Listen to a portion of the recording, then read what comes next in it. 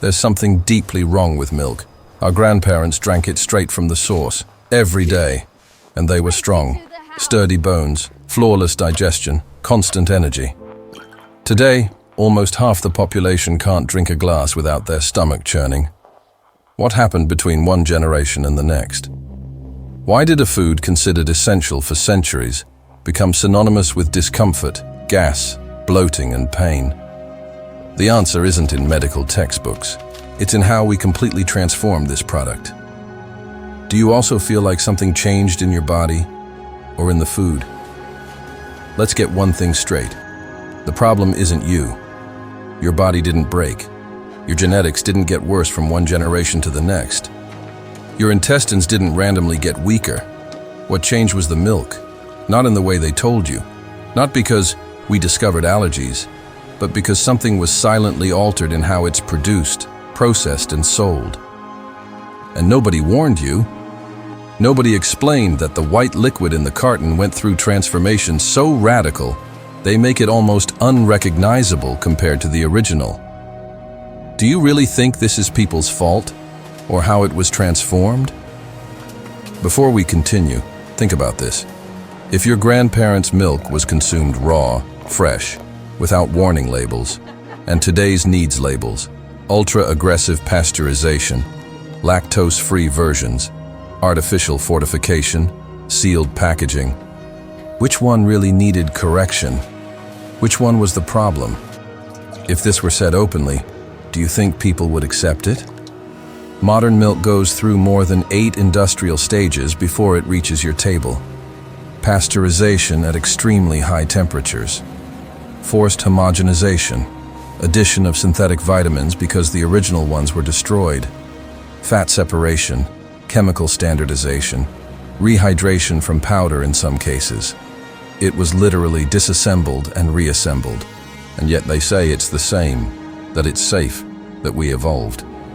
But hospitals are full of people with reflux, gas, abdominal bloating, cross allergies, intestinal inflammation. Pharmacies sell digestive enzymes just to compensate for what the body can no longer process. After hearing this, would you still call this normal? In the early 20th century, rural families consumed raw milk directly from the cow. No industrial refrigeration, no chemicals, no lab intervention. And it worked. Children grew up with dense bones. Adults maintained muscle strength into old age. Digestive problems with milk were rare, almost non-existent. Not because people were more resistant, not because they had magic genes, but because the milk was alive. It contained natural enzymes that aided digestion, beneficial bacteria that regulated intestinal flora, whole fat that protected nutrients and facilitated vitamin absorption. It was a complete food, not a reconstituted product. Do you think we evolved, or just traded quality for convenience? Pasteurization began as a safety measure in large cities at the end of the 19th century. It made sense when milk traveled for days in poor conditions, without proper refrigeration, passing through unknown hands. But then it became mandatory standard, even for fresh milk, even in regions with impeccable sanitary control, even when there was no real need, and the temperature just kept rising, from 63 degrees Celsius for 30 minutes, to 72 degrees Celsius for 15 seconds, up to 135 degrees Celsius for 2 seconds in the UHT process. At these temperatures, proteins are denatured, enzymes are completely destroyed, good bacteria die along with the bad. Milk stops being a living organism. It becomes a sterile liquid. And homogenization? It breaks down fat molecules into microscopic particles. This prevents cream from rising naturally, but it also allows these particles to cross the intestinal wall in ways that natural fat never would. Result? Chronic inflammation, altered immune responses, previously non-existent allergies. Does this seem like progress to you, or disguised degradation? Comparative studies between raw and pasteurized milk show glaring differences. Raw milk contains active lactase, the enzyme that digests lactose. Pasteurized doesn't. People diagnosed with lactose intolerance can often consume raw milk without any symptoms. How is this possible? Because the problem was never lactose itself. It was the absence of the natural tools the body needs to process it.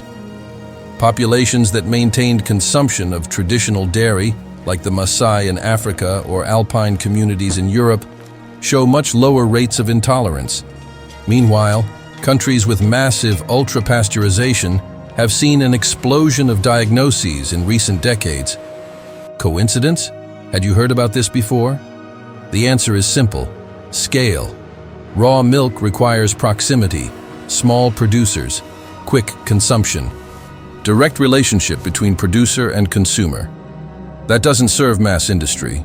It doesn't allow centralization, doesn't allow national distribution, doesn't allow giant profit margins.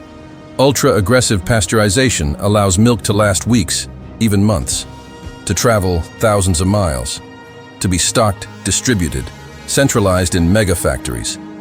And homogenization, it guarantees uniform appearance, standardized product, pretty shelf, consumer who doesn't question.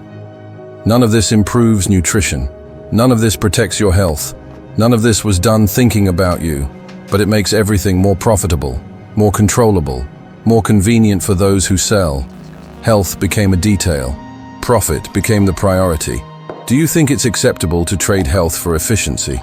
So, what do? If raw milk isn't available or regulated in your region, look for less processed alternatives. Low-temperature pasteurized milk still preserves some enzymes and nutrients. Kefir and natural yogurts reintroduce beneficial bacteria and drastically reduce lactose. Aged cheeses have very low lactose and keep whole fat intact.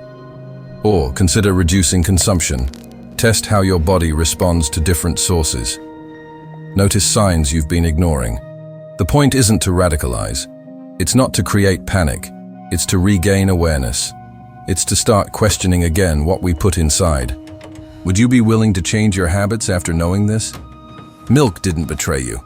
You didn't get weaker. You didn't develop a sudden genetic flaw. What happened was a silent substitution. They traded a living, complex, balanced food for a dead, reconstituted product, pasteurized until it lost its essence. And they convinced you it was the same thing. Your grandparents weren't superhuman. They didn't have iron digestive systems. They just had access to the original, to food as it was meant to be consumed. After all this, do you think the problem is you or the system? If this made sense, leave your like. If you completely disagree, comment why. I want to know your real opinion about this.